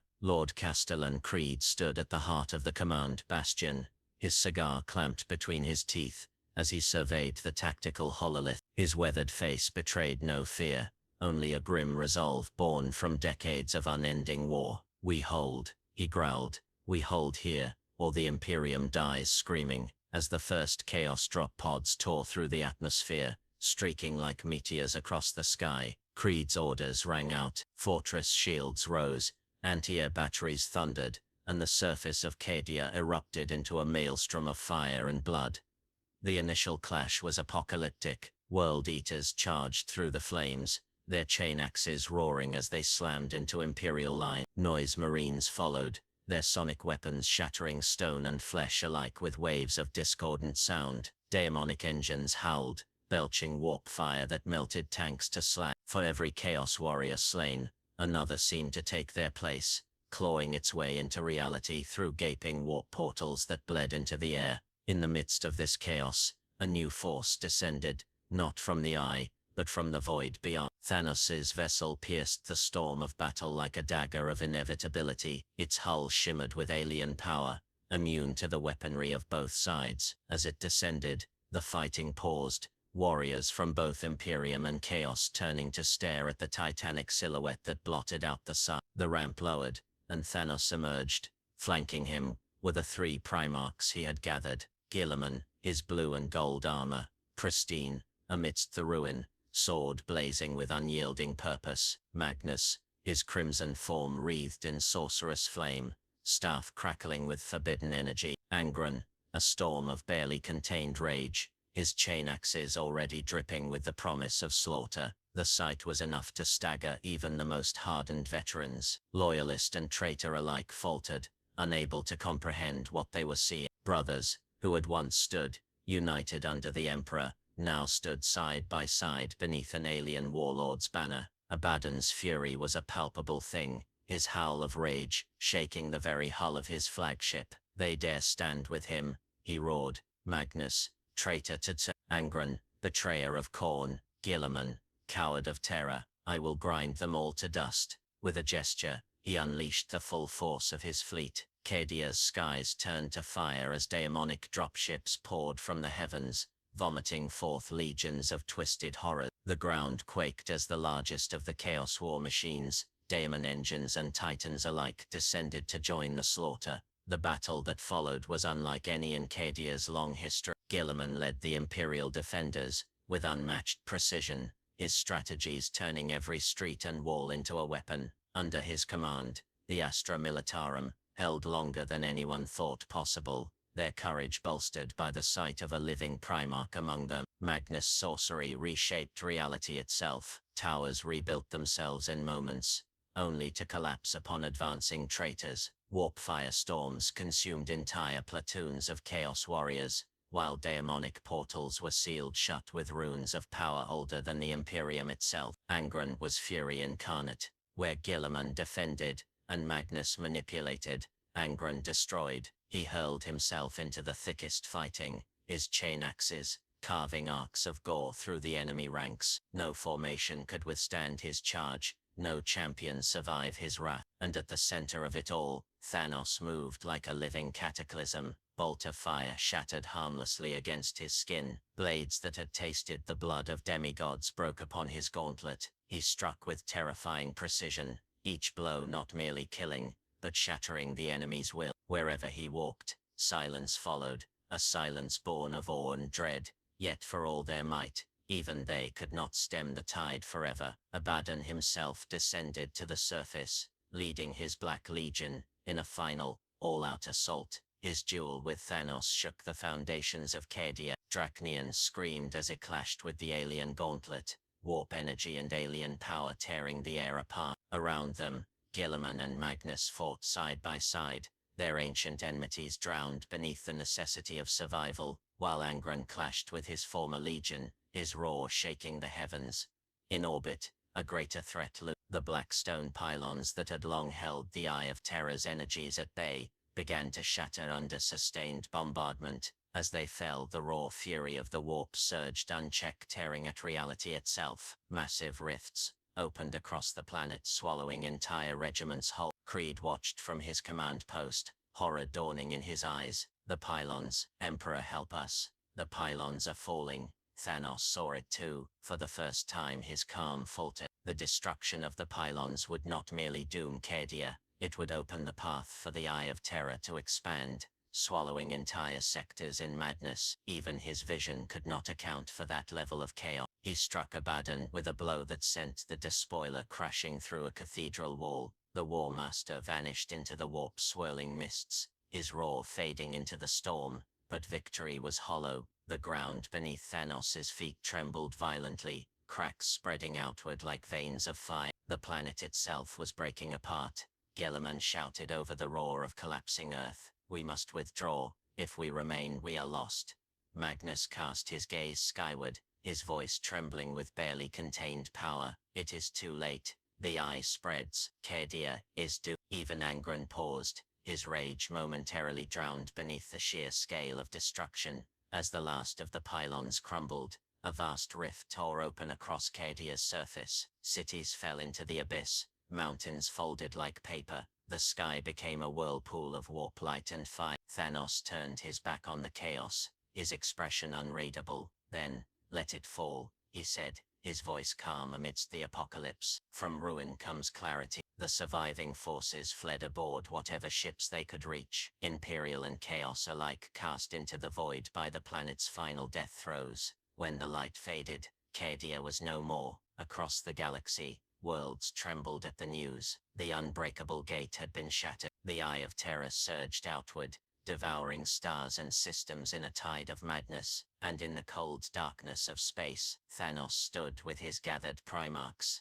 his vision unshaken. The fall of Kaedia was not the end of his design, it was the beginning. The remnants of Kaedia drifted through space like a shattered crown, its fragments glowing faintly as they tumbled into the warps, expanding more. The eye of terror surged outward, a storm of unreality devouring everything in its path. Across the galaxy, astropaths screamed and fell silent as the Astronomicon flickered like a dying star. For the Imperium, the loss of Kaedia was more than a military disaster, it was a spiritual wound. The unbreakable gate had been broken. Panic spread through hive worlds and fortress planets alike, while the priests of the ecclesiarchy wailed prophecies of doom. Amidst this chaos, Thanos' vessel glided through the void like a phantom, untouched by the storm. In its darkened halls, the mad titan's mind churned with visions of what was to come. The fall of Kaedia had been necessary, but it was only a step. Now, the true heart of his design could be forged. The galaxy was reeling, and in its confusion, he would strike, not to conquer through battle, but to reshape reality itself. In the war room, the Primarchs gathered, each carrying their own burdens from the cataclysm they had just endured. Gilliman stood, rigid, his hands clasped behind his back, his face unreadable, save for the tightness around his eyes. His mind was a storm of strategy and doubt. The death of Kaedia weighed heavily upon him, though he would never show it before his brothers, or before Thanos. Magnus was silent, his single eye half-lidded, as he drifted in and out of the warp, sifting through 1,000 possible futures. The destruction of the Blackstone pylons had unleashed a torrent of psychic energy, and he alone truly understood how fragile the galaxy's veil between reality and madness had become. Angron paced like a caged beast, his chain axes clutched tight. The nails screamed incessantly within his skull, demanding slaughter, yet even his endless rage was unsettled by the scale of the devastation he had witnessed. For the first time in centuries, he seemed almost hesitant,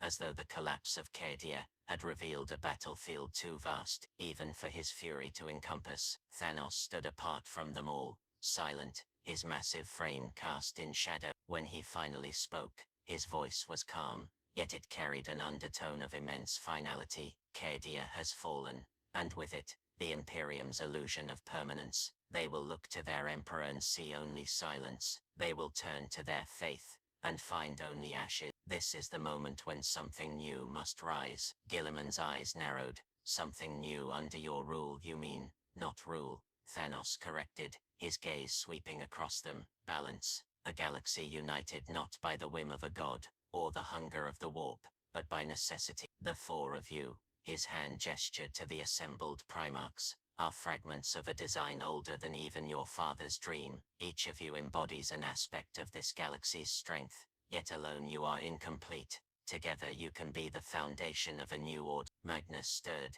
his voice echoing both in the chamber and within their minds. "You speak of unity, yet the warp whispers a different truth. It shows me your intent, veiled though it may be. You would bind us as you bind worlds, as you bound Angron with promises of freedom. There is more to this than balance." Thanos met Magnus's burning gaze without flinching. There is always more, but even you, sorcerer, cannot deny the inevitability of what I propose. Chaos grows stronger with every heartbeat. The Imperium crumbles, its armies scattered, its faith hollow. Without intervention, both will devour each other until there is nothing left. He turned and activated the hololithic map at the center of the chamber. Stars flared to life, forming a vast pattern that spanned half the galaxy. At its heart was a complex structure of interwoven lines, pulsing with alien energy. It resembled a web, a lattice of unimaginable scale. "This," Thanos said, his deep voice reverberating in the chamber, "is the Infinity Gate." The Primarchs stared, their expressions varying from confusion to awe. Guilliman stepped forward, his face tight with suspicion.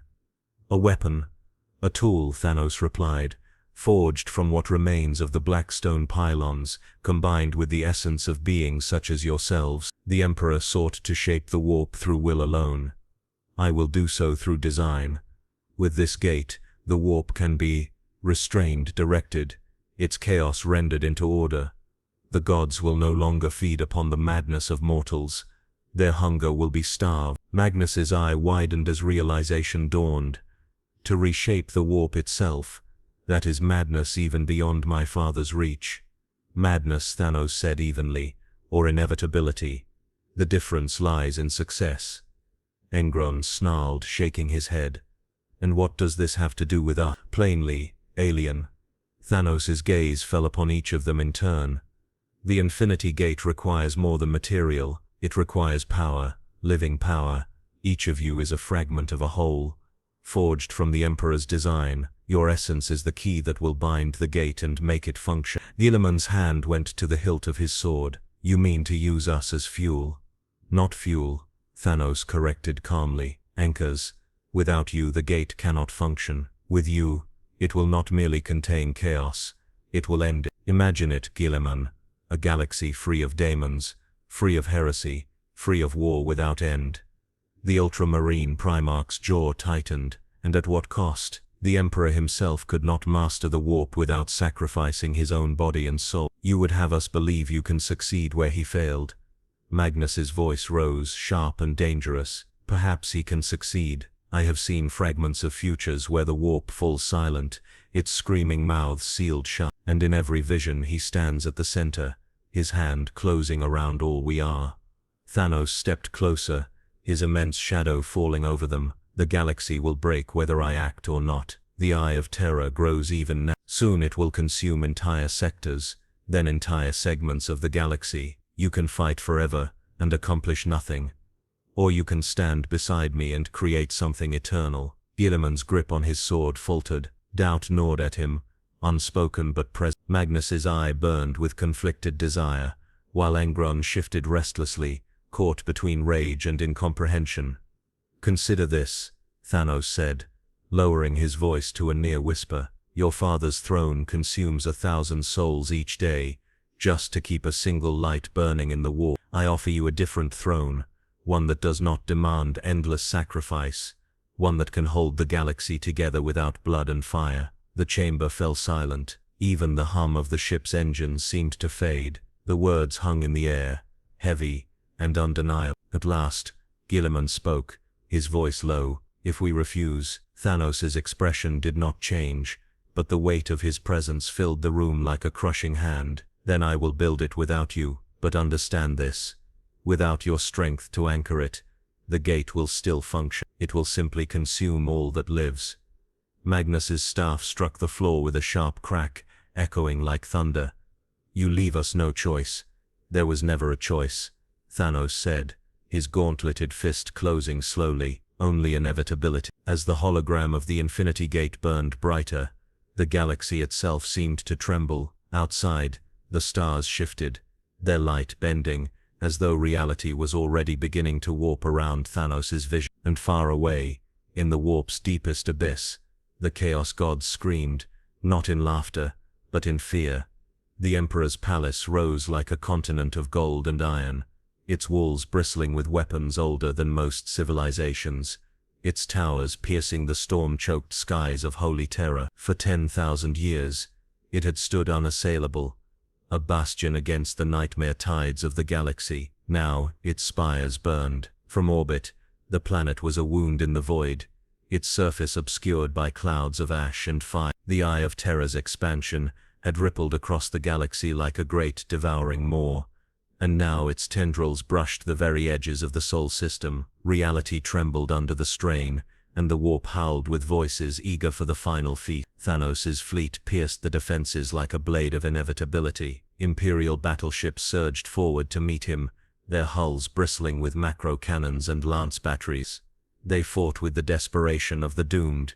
Every salvo, accompanied by prayers, shouted into Vox channels, every detonation sanctified by the blood of tech priests. Yet for every Imperial ship destroyed, 2 more fell beneath the precise, unstoppable advance of Thanos' forces. The bridge of the Vigil of Balance, Thanos' flagship, was a chamber of cold purpose. Guilliman stood at his side, silent, his face a mask of stoic control as he directed ultramarine detachments to pierce defensive lines. Magnus hovered nearby, his presence half in reality and half in the warp, his staff glowing with psychic fire as he bent the tides of unreality to shield the fleet. Angron prowled like a caged beast, his muscles trembling with the need to unleash himself upon the world below. Terra itself loomed ahead, vast and scarred, its atmosphere boiled with storms of fire. Vast orbital bastions, relics of the Great Crusade, turned their guns upon the approaching fleet. Magnus's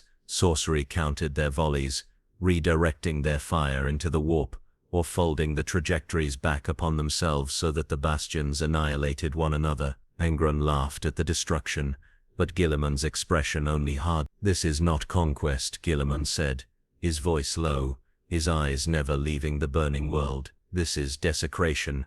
It is liberation," Thanos answered, his tone calm, a cleansing flame to burn away wrong. "When this is done, Terra will not merely be a throne, it will be the foundation of a galaxy reborn."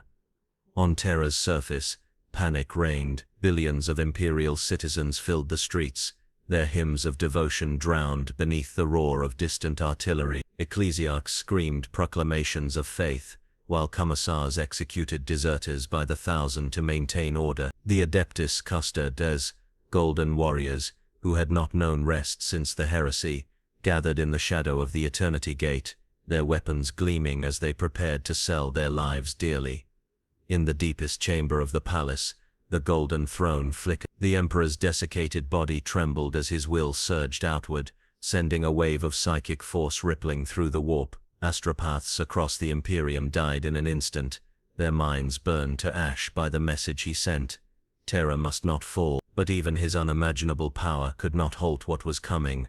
The first wave of Thanos' assault struck the outer walls like a hammer. Titans strode forward, their massive guns spitting death, while Magnus tore open rifts in reality, to pour his forces directly into the palace's secondary bastions. Angron descended like a meteor, his chain axes roaring as he tore through lines of custard and Imperial fist. His laughter echoed through the ruins, a sound of unrestrained slaughter.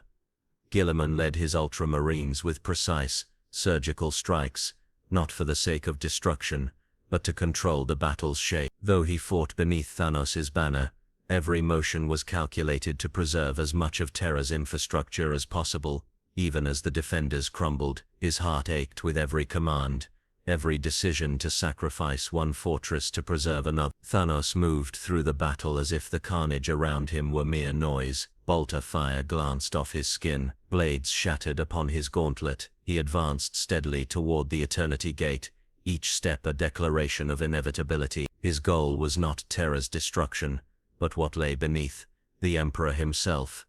Inside the palace, Sanguinius soared above the chaos, his wings spreading wide as he struck down traitors and daemons alike. His arrival was like a breath of hope amidst suffocating despair. Warriors rallied at the sight of him, voices crying his name as they fought with renewed fervor. But Sanguinius knew hope was fragile. He saw his brothers as he had seen them in dreams. Guilliman's face shadowed by doubt, Magnus burning with terrible knowledge, Angron consumed by rage, and at their center stood Thanos, the alien tyrant, whose vision threatened to eclipse them all. The Emperor's whisper echoed in his mind, "You must save them, my son, even if they stand against you." As the defenders fell back toward the Eternity Gate, Sanguinius descended in a blaze of golden light, landing before Thanos. The battlefield fell silent for a heartbeat, as angel and tyrant faced one another. "You have come far," Sanguinius said, his voice carrying over the ruin. "But this ends here." Thanos regarded him with calm inevitability. "It ends only when the galaxy is remade." Angron roared and charged forward, his axes raised high. Sanguinius met him head-on, their clash shaking the very foundations of the palace. Guilliman shouted orders, trying to contain the chaos, while Magnus fought to hold back the warp storms tearing open above them. The battle became a storm of brother against brother. Angron's rage was boundless, but Sanguinius's grace matched. Their duel moved through shattered halls and across burning courtyards, neither yielding. Magnus, torn between his loyalty to Thanos and the memories of his family, hesitated. Guilliman's sword flashed, striking down traitors even as his heart ached at the sight of his kin turned against one another. Thanos pressed forward through the chaos, his path unerring. Custodes fell before him, their golden armor cracking beneath his blow. At last he reached the base of the Eternity Gate. With a single strike of his gauntlet, he shattered its sacred wards. The gates swung open, and the inner sanctum lay revealed. Within, the Emperor's light blazed. The golden throne pulsed like a dying star, its machinery screaming as it consumed yet more souls. Sanguinius saw Thanos enter and broke away from Angron with a cry of anguish. "No!" He hurled himself toward the sanctum, but Magnus blocked his path, his staff raised. "Brother, listen," Magnus pleaded, his voice breaking. "If he succeeds, chaos will be ended forever. No more daemons, no more war." Sanguinius's eyes burned with tears. "And at what cost, Magnus?" "At the cost of everything we are." Their clash of wills sent shockwaves through the air, psychic and physical blows mingling until the stones themselves cracked. Inside the sanctum, Thanos approached the golden throne. The Emperor's form stirred, his withered eyes opening for the first time in Millennium. Their gazes met, and in that moment, two wills of unimaginable power collided. "You would unmake my work," the Emperor's voice thundered within Thanos' mind. "You would enslave what I have bled to protect." Thanos' reply was calm, absolute. "Your work is failure. Your Imperium is a rotting husk, feeding the very gods you sought to destroy. I will succeed where you faltered." The gauntlet upon his hand flared with terrible light. Magnus and Guilliman felt it, even amidst their own battles, a surge of energy that threatened to tear the palace apart. Angron howled, his rage dissolving into confusion as the warp itself screamed. The final confrontation had begun. Above terror, the heavens bled fire. Below, the fate of the galaxy hung on a single heart. The last stand of the Imperium had come, and no one mortal god or alien could predict how it would end. The inner sanctum of the Imperial Palace trembled as if the bones of terror itself were being torn apart. The air was thick with power, a fusion of psychic force and alien energy that clashed like colliding stars. The golden light of the throne fought against the cold, unrelenting glow of Thanos' gauntlet, and between them hung the galaxy's fate. The Emperor's withered form rose slightly from the throne, suspended by the immense machinery that bound his failing body to the device. His eyes blazed with pure will, casting shadows that seemed to recoil in fear. For millennia he had been silent, a god only in name, his voice heard only through fragmented visions and the prayers of the faithful. Now, that voice roared like a sun brought to life. "You presume to unmake destiny," the Emperor thundered, his voice reverberating through both the material world and the warp, "to tear apart the fragile walls that hold back the madness. Your hand will not shape the galaxy, it will destroy it." Thanos stood firm, his towering silhouette unmoved by the storm raging around him. His gauntlet glimmered with impossible power, arcs of energy leaping between its runes and the golden machinery of the throne. The voices of the warp shrieked at his presence, the chaos gods themselves screaming their hatred and fear, for they understood what he intended. "Your Imperium feeds them," Thanos said, his deep voice unshaken, cold as the void. "Every war you fight, every sacrifice you demand, strengthens the very darkness you claim to oppose. You have become the greatest servant of the chaos you hate. I will break that cycle. The Emperor's light flared, blinding in its intensity. There is no breaking the cycle, only endless vigilance. Better that humanity suffer beneath my throne than fall utterly to the warp's hunger. Better that it endures. Thanos countered, stepping closer. Each step cracked the marble beneath his feet, each word heavier than the last. You have ruled for 10,000 years. And what has come of it? Endless bloodshed, worlds sacrificed for nothing, a galaxy choking on its own stagnation. You cling to the past because you fear what must come next. The two titans faced one another, their wills clashing. Invisible reality itself warped between them. The pillars of the sanctum twisted into impossible shapes before snapping back, while the floor buckled and splintered. Outside, across Terra, mortals fell to their knees as psychic pressure crashed over them like a tidal wave. In the great hall beyond the sanctum, Guilliman, Magnus, Angron and Sanguinius clashed in a battle of brothers. Guilliman's sword met Magnus's staff in a clash of ideals, while Angron roared, his axes lashing out at both friend and foe, lost to the nail's final crescendo of rage. Sanguinius, his wings spread wide, fought with a heart breaking beneath the weight of his choices. Listen to me, Sanguinius cried, parrying a strike from Angron that could have cleaved a tank in two. This is not who we are. You fight for an alien's dream while your father bleeds, his last breath inside that chamber. Magnus's voice was filled with sorrow and fury as he hurled a storm of warp energy. And what has our father's dream given us, Sanguinius? Pain, betrayal, the burning of Prospero, the shattering of our brotherhood. Thanos offers an end to it all. Guilliman's blade struck aside Magnus's staff, his face etched with grim determination. An end achieved through tyranny is no end at all. If we surrender to inevitability, we cease to be more than pawns. Above them, the vaulted ceiling cracked, beams of light and shadow piercing through as if the heavens themselves were breaking open. Demons poured through rents in reality, summoned by the chaos gods in their desperation to prevent their own extinction. On the battlefield outside, Custodes and Ultramarines fought shoulder to shoulder, defending the palace even as the earth split beneath them. Titans clashed amidst oceans of blood, their colossal forms collapsing in mutual destruction. Across the entire planet, the line between material and immaterial blurred, and the screams of mortals merged with the laughter of demons and the prayers of the dying. Within the sanctum, the confrontation reached its peak. The Emperor extended his hand, golden light erupting outward in a torrent that scoured the very air. Thanos raised his gauntlet in response, and the two forces collided, forming a sphere of raw, writhing energy. Time slowed, stretched thin, and for an instant, past and future overlapped. Thanos saw visions within the light. He saw Guilliman standing alone amidst a galaxy of ash, burdened by an empire of corpses. He saw Angron chained eternally by rage, his screams feeding a god of blood. He saw Magnus wandering forever through the warp, blind and broken, his quest for knowledge ending in nothingness. And he saw Sanguinius, wings torn, dying on the steps of the throne, his body a symbol of all that had been lost. But he also saw something else, a galaxy remade. No demons, no false gods, no unending war, only silence, only balance. This is what must be, Thanos said, his voice cutting through the maelstrom. Not victory, not defeat, balance.